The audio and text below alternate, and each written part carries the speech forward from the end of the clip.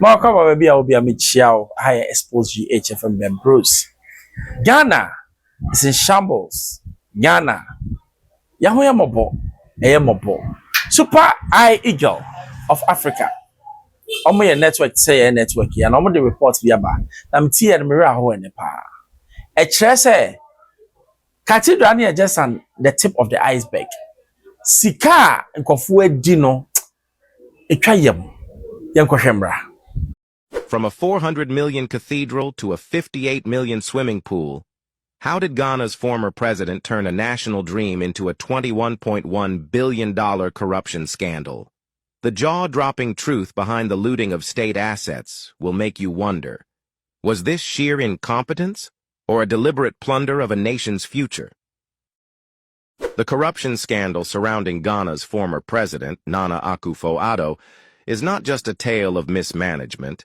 It is a damning indictment of how greed and negligence can cripple a nation.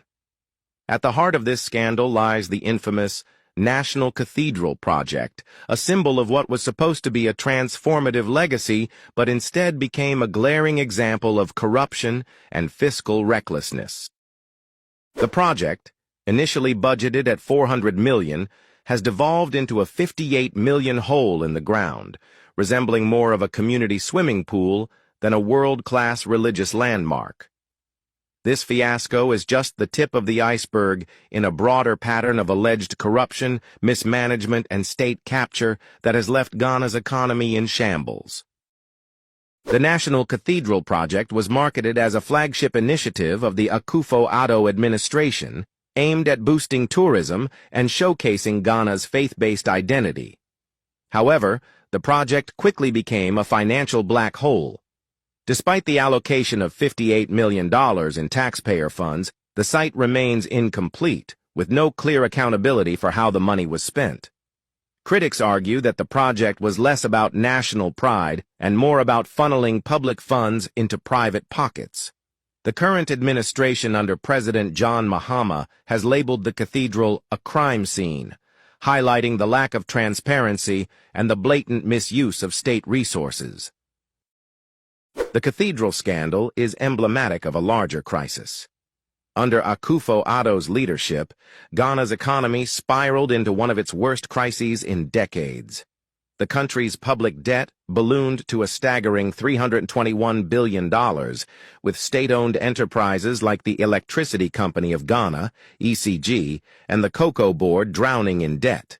Inflation soared to 23.8%. far exceeding the IMF's target of 18%, while the Ghanaian cedi lost nearly 20% of its value against the dollar in 2024 alone. These figures paint a picture of an economy in freefall, exacerbated by what President Mahama has described as reckless mismanagement and deliberate looting of state resources. In response to the widespread corruption, President Mahama launched Operation Recover All Loot, ORAL, an anti-corruption initiative aimed at investigating and reclaiming misappropriated state assets. The ORAL Committee has identified 36 high-profile cases of corruption, with potential recoveries estimated at $2.49 billion. This includes $72.8 million from stolen lands, where individuals acquired prime real estate at a fraction of its market value. The committee's findings suggest that the scale of corruption under the previous administration was far greater than previously imagined, with $21.1 billion allegedly siphoned from the state. The corruption scandal is not just about numbers. It has real human consequences. One of the most poignant examples is the case of Michael Blackson, a Ghanaian-American comedian who invested $1.2 million in Ghana's Eurobonds to fund a free school for local children.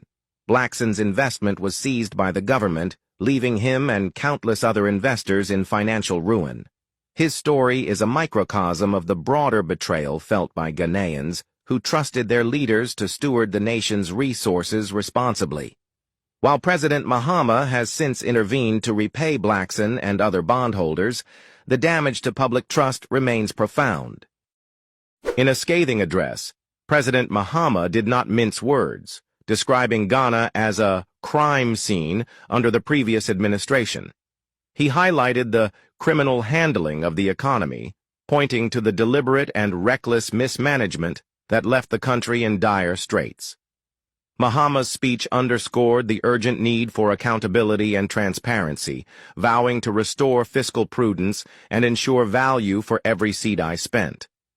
His administration's commitment to recovering looted funds and stabilizing the economy offers a glimmer of hope, but the road to recovery will be long and arduous.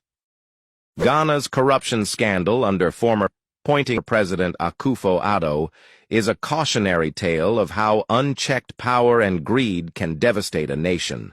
The National Cathedral project, once a symbol of hope, now stands as a monument to corruption and mismanagement. The $21.1 billion allegedly stolen from the people is a staggering figure. But the true cost is measured in the lost trust and shattered dreams of millions of Ghanaians. As President Mahama works to rebuild the economy and restore accountability, the question remains, can Ghana rise from the ashes of this scandal, or will the legacy of corruption continue to haunt its future? It's common knowledge that our economy is in dire straits, which is putting it mildly, because an initial assessment of the books we have discovered After initial assessment of the books, we have discovered that our economic problems are much deeper than was previously known. We have inherited a country that is broken on many fronts. The profundities of the challenges confronting us are staggering. We are saddled with staggering debts and glaring signs of almost deliberate and, in some cases, reckless mismanagement of our resources. Mr. Speaker, not even the restraints of an IMF program were enough for the previous economic managers to exercise prudence in managing our finances. After setting an inflation target of 18% by the end of 2024, the actual outturn was 23.8%, significantly higher than the threshold agreed with the IMF. The Ghana cedi continued its downward slide, losing 19% of its value against the dollar in 2024. It had already in the previous year lost 27.8% of its value.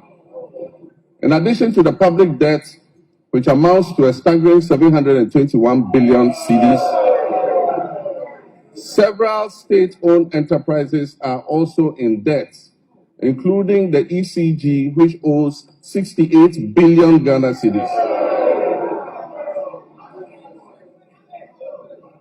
Ghana Cocoa Board, the hope of cocoa farmers, is also highly indebted. Its balance sheet indicates a total debt of 32.5 billion Ghana cedis.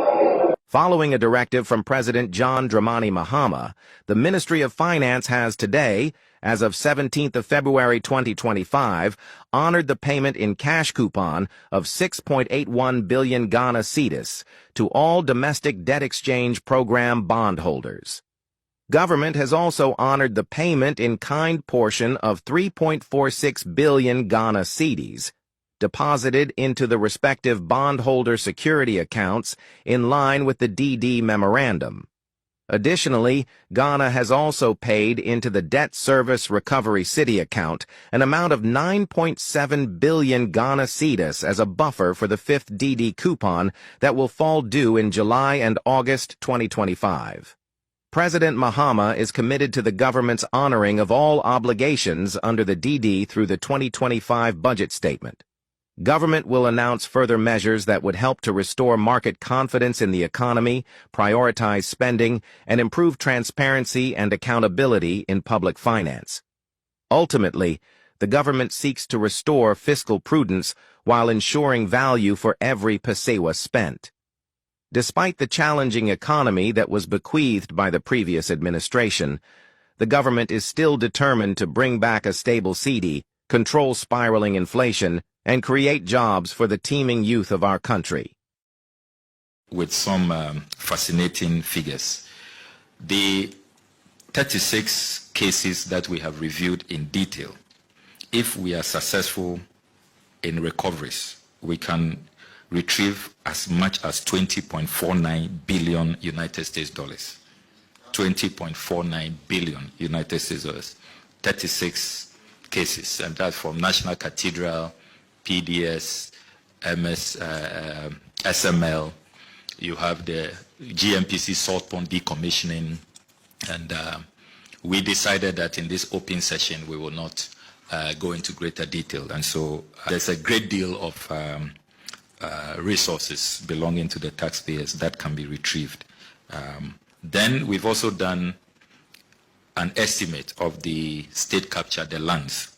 If we successfully ask people to pay conservative market value for the lands they have looted, again, the experts are telling us that we can recover about 702.8 million United States dollars for the Ghanaian people. That's if we just ask people, those who were paying 42,000 cedis, 120,000 cedis, 160,000 cedis, to pay the fair market value. Those are lands that $500,000, $600,000, you will even struggle to get cantonments estimates. We take the view that if people are asked to pay the real market value, this is how much we can retrieve. So in all, just a summary, the 36 cases, the high amount cases that we put together, and then the land loot, potentially we can raise about 21.19 billion United States dollars. And that is far more than what we have been chasing the IMF for and subjecting ourselves to. Our patch say the cathedral na sabiye no na just adebia ye be wiesika. Enye no kwa from one corruption to another. Na me bisa me ho say ye Akufo-Addo eti oba say oba beji Ghana fo ana say sebe oba say oba be buye ko because so we even niema ye Akufo-Addo so ye and the corruption where he came to see Ghana and where he took Ghana to. Most of the indices now one say Akufo-Addo was a disaster. Oba your friend say your currency ya oba na 3 cedis plus office na 16 cedis fuel all that. It means this man came to destroy Ghana. Me the son who know because yes sir me who adwenya na wo twim say Nyama we ebesi, and most of Nyama see ye no self-inflicted. Means say ye nimye ye. Met Nyama instances, the banking industry, why can Oforiata deliberately make sure say banks ye go banks. Time my Yama Bank of Ghana could charge 74 billion. Even an undergraduate student and him say, inflation will go up, everything will go haywire, currency will drop. And then more catch and say, your friend says, Sikana Mabrogo, because the currency has what depreciated. Who was in charge? Who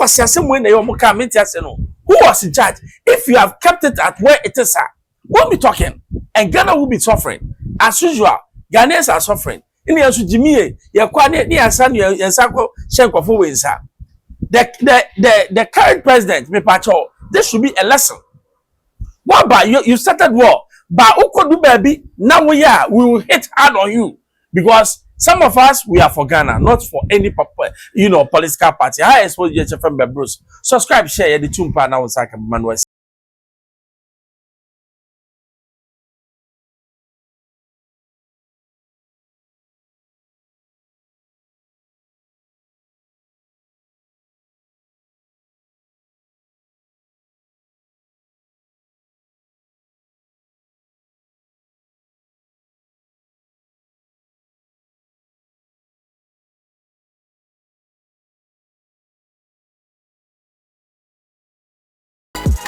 Hello, keep watching Expo GH, the best channel on all of YouTube.